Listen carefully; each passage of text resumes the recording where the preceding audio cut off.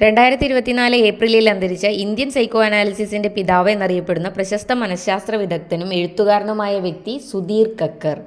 2024 ഏപ്രിലിൽ അന്തരിച്ച Indian psycho അനാലിസിസിന്റെ പിതാവ് എന്നറിയപ്പെടുന്ന പ്രശസ്ത മനഃശാസ്ത്ര വിദഗ്ധനും എഴുത്തുകാരനുമായ വ്യക്തി സുധീർ കക്കർ.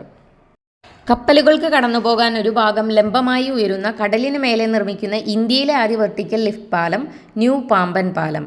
കപ്പലുകൾക്ക് കടന്നുപോകാൻ ഒരു ഭാഗം ലംബമായി ഉയരുന്ന കടലിന് മേലെ നിർമ്മിക്കുന്ന ഇന്ത്യയിലെ ആദ്യ വെർട്ടിക്കൽ ലിഫ്റ്റ് പാലമാണ് ന്യൂ പാമ്പൻ പാലം.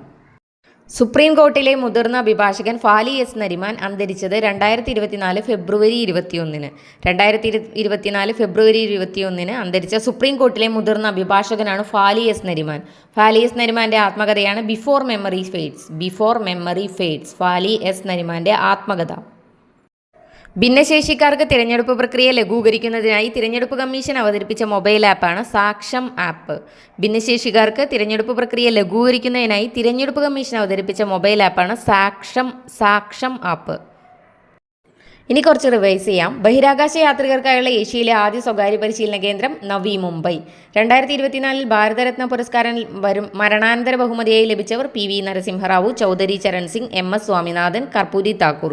2024 കലാപത്തെ തുടർന്ന് അടിയന്തരാവസ്ഥ പ്രഖ്യാപിച്ച ഹെയ്തിയിൽ നിന്നും ഇന്ത്യൻ പൗരന്മാരെ ഒഴിപ്പിക്കാനുള്ള രക്ഷാദൗത്യമാണ് ഓപ്പറേഷൻ ഇന്ദ്രാവതി.